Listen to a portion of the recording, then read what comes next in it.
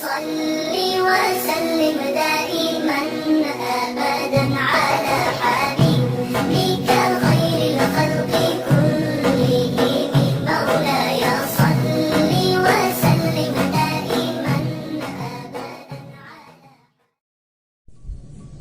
Wallahi Bapak Ibu, kita memiliki nikmat yang sangat besar di Indonesia. 714 suku dan budaya, tapi masih kita bisa bersatu di bawah bendera merah putih. Dan sering berkali-kali saya menyampaikan, jangan terlalu mudah diadu domba di antara kita gara-gara perbedaan. Sayang sekali masyarakat kita belum bisa menerima perbedaan. Bukan hanya dalam hal politik, dalam hal sosial, bahkan dalam hal agama. Kita belum bisa menerima perbedaan. Berhak anda menyampaikan pendapatmu, tapi anda tidak berhak menyiasatkan pendapat orang lain. Silakan menyampaikan pendapatmu. Apa yang anda merasa itu benar, silakan sampaikan, tapi tidak berhak menjelekkan, mencaci, memaki, menghina orang lain. Dan kita yang memiliki Islam yang rahmatan lil alamin sangat mengajarkan untuk bagaimana kita bisa menjaga dan menutupi, bahkan berbaik sangka terhadap orang lain. Kalau kita lihat kesalahan nyata, tidak boleh kita berbicara selain berbaik sangka. Doakan, tutupi aibnya, dan nasihati secara langsung, bukan membuka aib orang di depan banyak. Nabi Ibrahim ketika pertama berhijrah ke tanah suci Makkah, Makkah padang pasir, belum ada bangunan, belum ada tanam-tanaman, bahkan belum ada air, tidak ada sama sekali tanda kehidupan. Meninggalkan istrinya Siti Hajar, meninggal anaknya Ismail, tinggalkan mereka di sana. Apa kira-kira doa Nabi Ibrahim pertama yang dia panjatkan kepada Allah? Bukan, ya Allah lindungilah keluargaku yang mereka sedang sendirian, ya Allah makmurkan negeri ini, tidak. Cuma Nabi Ibrahim pertama permintaannya dan permohonannya dalam doanya kepada Allah, ya Allah jadikan negeri ini aman. Wa idh qala Ibrahim rabbi ij'al hadha baladan amina warzuq ahlahu minas thamarat. Baru datangnya rezeki, minta rezeki. Karena adanya nikmat aman, lancar rezeki. Adanya nikmat aman, lantar kita mencari nafkah dan rezeki untuk keluarga. Adanya nikmat aman, nyaman anak kita pulang pergi ke sekolahannya. Adanya nikmat aman, kita bisa beraktivitas sehari-hari. Kira-kira pertanyaan saya kepada jamaah, pernah enggak tidur malam hari tapi ada serasa gelisah dan kekhawatiran kita bisa dipermacam-macam di malam hari? Kita tinggalkan keluarga, tinggalkan rumahnya, aman, tidak pernah merasa takut. Saya pernah bertemu seorang ibu Palestina. Saya bertanya sama ibu, Bu, gimana keadaan keluarga dan saudara di Palestina? Beliau menangis meneteskan air mata. Maukah tahu keadaan kami? Dengarlah cerita. Setiap pagi saya bangun, membangunkan anakku untuk salat subuh dan menyediakan sarapan. Dan ketika mereka sudah sarapan, saya memeluk mereka dan bersalaman dan mencium mereka, sambil saya merasa dan menangis karena saya khawatir mereka bisa terjadi sasaran orang Yahudi dan tidak pulang siang hari. Saya melepaskan seperti rasa perpisahan. Mereka pergi ke sekolahannya. Ketika tiba jam siang, saya keluar dari rumah, tidak menunggu di dalam rumah, saya tunggu di luar, melihat anak-anak yang sedang lari dari luar, dari jauh. Mudah-mudahan anakku ada di antara mereka yang pulang ke rumahnya. Begitu anakku sampai ke rumah, saya memeluk dan sujud syukur. Itulah perasaanku selama 40 tahun. Kira-kira pernah kita rasakan seperti ini? Belum. Dan sayang sekali, kita tidak akan bisa merasakan nikmat aman kecuali kalau dicabut oleh Allah. Dan kalau sudah dicabut oleh Allah, mohon maaf, tidak bisa kembali lagi nikmat aman.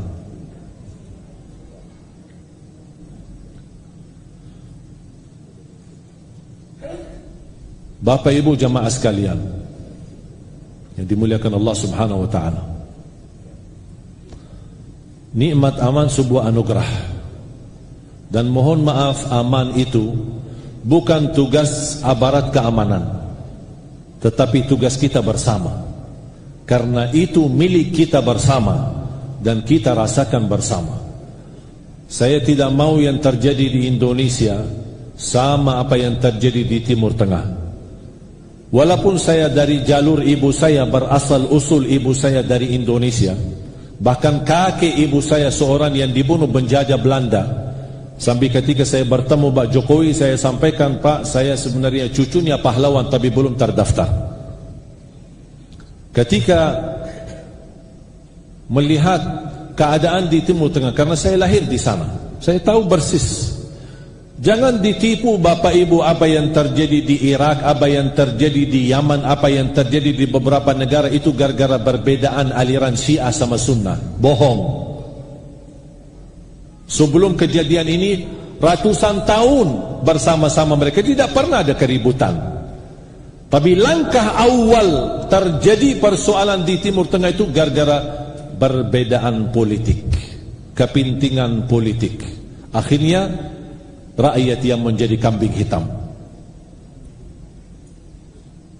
Irak dari tahun 90 sampai sekarang belum bisa aman. Suriah, Yaman, Libya, Tunisia, belakangan sekarang Sudan, dan kita tidak tahu apa yang akan terjadi lagi. Saya harap, mohon, jangan yang terjadi di Timur Tengah terulang lagi di Indonesia. Jangan mau diadu domba di antara kita. Yang sudah berlalu kita mengambil pelajaran. Tidak semua dengan kesukaan dan keinginan kita harus sabar. Yang sudah sesuai keinginannya berarti kita syukur. Dan kita terima, ini ujian bagi kita. Dan kita harus tahu kita di dunia bukan di surga. Jangan kita semua serba enak, serba mau apa yang kita mau harus terwujud, tidak bisa. Kalau ada yang merasa ada kezaliman dan rajalela kezalimannya, tidak bisa dilawan zalimannya itu dengan kekerasan. Harus kita bisa dengan doa, tawakal, memohon bertolongan kepada Allah. Ada orang berkeinginan ingin merubah Indonesia, merubah sistem pemerintahan, merubah ini korupsi, merubah berbagai macam. Dia ingin merubah negara yang begitu besar dengan tekanan dari dalam dan dari luar. Tapi dia gagal merubah diri sendiri. Sendiri aja dia tak mampu merubahkan dirinya sendiri. Kok dia fikirkan bisa merubah satu negara? Inna Allah la yughayyiru ma biqaumin hatta yughayyiru ma bi anfusihim. Allah tidak akan merubah nasib kita, nasib negeri kita, nasib politik kita, nasib ekonomi kita tidak akan berubah menjadi lebih baik kalau tidak dimulai merubah diri sendiri. Dan kita alhamdulillah memiliki banyak contoh mewujudkan perubahan. Bagaimana kalau terwujud perubahan, setiap berusaha dan orang kaya betul-betul mengutamakan dan tidak pernah merasa beban dan tulus dan ikhlas mengeluarkan zakat dan sedekah. Itu namanya merubah diri sendiri. Allah memberikan titipan. Kekayaan itu sebenarnya bukan milik kita, tapi titipan. Allah ingin melihat apa yang kita benar gunakan atau salah gunakan. Jujur saja saya kagumi Bapak Haji Halim. Saya tidak pernah berkeinginan jadi orang kaya kecuali pas saya kenal Haji Halim. Saya ingin jadi orang kaya untuk memberi. Sudah hampir berapa tahun? Hampir 5 atau 6 tahun ya Pak. Saya sudah kemari. Setiap tahun beliau undang untuk hadiri bersama-sama kita salat. Dan subhanallah semakin tahun berjalan semakin bertemu beliau dan terlihat masih sehat, bertambah sehat, bertambah semangat, bertambah mudah lagi. Saya yakin kalau diizinkan nikah lagi masih bisa. Tapi subhanallah luar biasa. Itu rahasianya apa? Semua kita salat, beliau salat, kita juga semua salat. Masalah ibadah kita sama-sama juga ibadah. Tapi saya tidak pernah melihat sebagaimana sosok beliau yang begitu luar biasa, ada kepedulian, perhatian, dan tidak pernah membedakan ulama, habaib, kiai, ustad, ini siapa, ini siapa. Tidak pernah dia tanya siapa latar belakang orang itu. Ulama udah dapat diperhatikan, dapat dihormati, dapat dilayani, dapat disayangi. Itu luar biasa. Dan saya ingin semua orang-orang yang memiliki kemampuan meniru Bapak Haji Halim. Apalagi di bulan suci Ramadan, Rasulullah SAW kana ajwadan nas wa kana ajwada ma yakunu fi Ramadan. Rasulullah SAW terkenal sebagai orang dermawan, dan di bulan suci Ramadan terlihat lebih besar kedermawanannya sallallahu alaihi wasallam. Salah satu menjaminkan panjang usia, sedekah dan zakat. Sihat wal afiat, menolak bala, menyembuhkan penyakit, menjaminkan husnul khatimah, menaikkan darajat, menjaminkan keselamatan dari siksa kubur, bahkan menghadapi mungkar nakir. Allah rubahkan kuburannya yang sempit dan gelap menjadi kun fayakun rawdatun min riyadil jannah, taman dari taman surga. Ini semua berkah sedekah dan zakat. Sampai kata Siti Aisyah radhiyallahu anha, ketika dia memberi sedekah, dia suka mewangikan sedekahnya. Bawa harum, parfum atau apa, diwangikan sedekahnya sampai wangi banget, baru dia sedekahin. Ditanya, wahai Aisyah, kenapa ya Aisyah begitu luar biasa perhatiannya sampai uang sedekah diwangikan dengan wangian harum? Kata beliau, karena saya meyakini harta sedekahku sebelum jatuhnya di tangan orang miskin yang membutuhkan, dia jatuhnya di tangan Allah Subhanahu wa taala. Makanya saya ingin harta sedekahku harum dan wangi.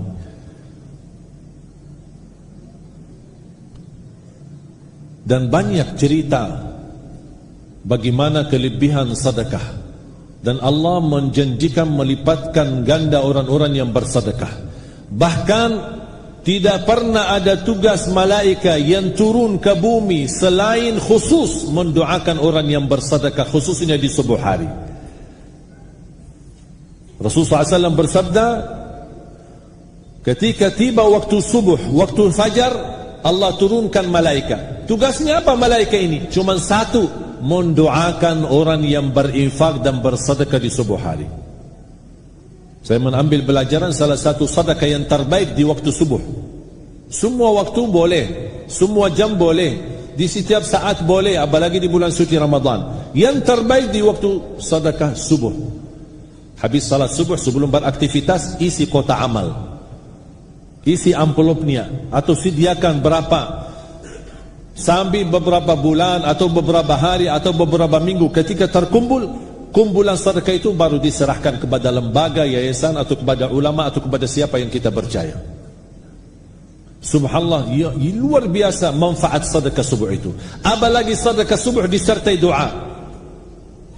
Ketika kita bersedekah, ya Allah, mohon dengan berkah sedekah ini sembuhkan penyakitku. Wallahi dahsyat terkabul doanya. Boleh titip doa untuk orang tua, ya Allah, dengan berkah sedekah ini mohon titipkan pahala sedekah ini untuk kedua orang tua. Ya Allah, dengan berkah sedekah ini anugerahkan kepadaku keturunan penghafal Al-Quran. Pengalaman saya bersama orang tua saya alhamdulillah dua-duanya masih ada. Mereka bukan ulama, bukan kiai. Ibu saya tidak pernah belajar sekolah, sampai usia 40 tahun masih buta huruf, tidak bisa baca Quran. Coba bayangkan, orang Arab tidak bisa baca Quran, gimana orang Indonesia? Ayah saya hanya belajar sekolah sampai kelas 3 SD. Habis itu dia bekerja berdagang, membantu ayahnya. Tapi alhamdulillah mereka memiliki keturunan 12 timnas. Dari 12 ada 10 menghafal Al-Quran 30 juz, bukan juz 30. Dari mana? Berkah sedekah orang tua. Setiap mereka bersedekah tidak pernah lupa mendoakan kami. Makanya Allah anugerahkan. Sekarang alhamdulillah ayah ibu saya dua-duanya bisa menjadi penghafal Al-Quran. Yang menjadi gurunya adalah anaknya sendiri. Wallahi sedekah itu dahsyat. Saya tidak heran Haji Halim seperti ini. Tidak heran. Tambah sehat, tambah muda, tambah semangat, tambah segar, luar biasa. Usianya tidak cukup luar biasa. Mudah-mudahan menjadi amal salih, diterima di sisi Allah, menjadi sedekah yang tidak terputus pahalanya sampai hari kiamat. Saya mendorong Bapak Haji Halim, ayah kami, dan semua para pejabat yang hadir, tolong sisahkan hartamu untuk disedekahi. Jangan tinggalkan amalan kebaikan itu, apalagi di bulan suci Ramadan, apalagi sudah di malam-malam terakhir ini. Bisa malam ini malam Lailatul Qadar, bisa nanti malam 25, bisa jadi jatuhnya malam 27. Jangan sia-siakan. Wallahi manfaatnya sangat luar biasa. Barang siapa yang bersedekah malam hari dan jatuhnya malam itu malam Lailatul Qadar, akan tertulis di dalam buku amalannya seperti orang bersedekah 83 tahun. Padahal belum tentu usia kita 83 tahun. Hanya dengan sekali kita sedekah malam hari, jatuhnya pas bersama Lailatul Qadar, makanya Allah menilai sedekah kita sama dengan orang yang bersedekah sepanjang 83 tahun. Dan hanya sesaat, sebentar aja. Kalau orang belum memiliki kemampuan, niatkan di malam Lailatul Qadar.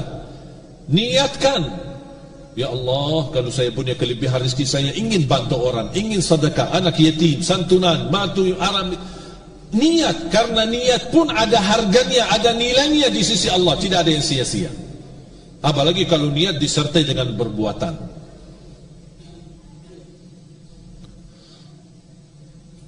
Pasti Bapak Ibu berkeinginan husnul khatimah. Salah satu doa yang saya sukai selama saya dengar di Indonesia, ya Allah biha, ya Allah biha, ya Allah bi husnul khatimah. Siapa yang tidak mau husnul khatimah? Tapi ingat, husnul khatimah tidak cukup dengan doa. Tapi salah satu amalan yang menjaminkan husnul khatimah, wallahi sedekah. Saya sudah baca dalam salat tarawih suratul munafiqun. يا أيها الذين آمنوا لا تلهكم أموالكم ولا أولادكم عن ذكر الله ومن يفعل ذلك فأولئك هم الخاسرون وأنفقوا kata Allah, berinfaklah, bersedekahlah, berzakatlah, karena ketika menghadapi sakratul maut, semua orang Islam yang akan menghadapi sakratul maut, dia berkata, ya Allah, tundalah kematianku sebentar saja. Kenapa? Buat apa? Tahajud? Tidak. Tarawih? Tidak. Baca Quran? Tidak. Beramal salih? Tidak. Cuma satu keinginan orang yang menghadapi sakaratul maut. Tundalah ya Allah kematianku agar saya bisa bersedekah. Kenapa dia meminta bersedekah di saat sakaratul maut? Minta ditunda kematiannya. Karena di saat sakaratul maut Allah tunjukkan luar biasa pahala sedekahnya. Makanya dia minta, ya Allah, tolong tundalah kematianku biar saya sedekah lagi, sedekah lagi, sedekah lagi. Tapi sayang sekali kalau sudah tiba saatnya kematian, tidak bisa ditunda. Makanya manfaatkan sekarang. Dan mohon doa restu. Terus berjuangan untuk mencetak 1 juta menghafal Al-Quran. Mudah-mudahan anak-anak kita, anak-anak bapak ibu menjadi penghafal Al-Quran. Dan mudah-mudahan pertemuan ini dengan keberkahan ilmu yang sama-sama kita belajari, melaksanakan tarawih bersama, mudah-mudahan menjadi saksi baik di sisi Allah Subhanahu wa taala. Ya Allah ya Arhamar Rahimin, atas izinmu kami bersama-sama kumpul di tempat ini yang penuh berkah dan rahmat darimu ya Allah. Atas izinmu ya Allah kami memohon, berilah kepada kami kemuliaan bertemu kembali di dalam surgamu ya Allah ya Arhamar Rahimin. اغفر لنا ولوالدينا ولجميع المسلمين والمسلمات والمؤمنين والمؤمنات الأحياء منهم والأموات. Ya Allah, tuliskan nama-nama kami, orang-orang yang mendapatkan Lailatul Qadar, yang meraih Lailatul Qadar, yang mendapatkan berkah Lailatul Qadar, agar kami bersama-sama dibebaskan oleh Allah dari neraka Jahannam serta orang tua kami ya Rabbal Alamin. Rabbana taqabbal minna innaka antas samiul alim. Terimalah puasa kami, terimalah salat tarawih kami, terimalah sedekah kami, terimalah segala aktivitas amal ibadah kami selama bulan suci Ramadan. Jadikan sisa Ramadan ini menjadi yang terbaik bagi kami. Kami memberi yang terbaik untukmu ya Allah. Ya Allah, kalau memang Ramadan ini yang terakhir dalam usia kami, jadikan menghantarkan kami ke husnul khatimah. Rubahkan nasib kami dari siksa neraka Jahannam menjadi ahli surga. Selamatkan diri kami, orang tua kami dan serta keturunan dan keluarga kami dari siksa neraka Jahannam. Rabbana atina fid dunya hasanah wa fil akhirati hasanah wa qina adzaban nar. Amankan ya Allah negeri kami, amankanlah negeri kami, jadikan negeri kami Indonesia aman, ma'mul, sejahtera, baldatun tayyibatun wa rabbun ghafur. Jauhkan dan lindungilah negeri kami dari segala bencana, dari segala bala dan segala musibah ya rabbal alamin. Satukan saf kami, satukan hati kami agar bersama-sama membangun negeri kami menjadi lebih baik. Birahmatika ya arhamar rahimin. Wa sallallahu ala sayyidina wa nabiyina Muhammad walhamdulillahi rabbil alamin.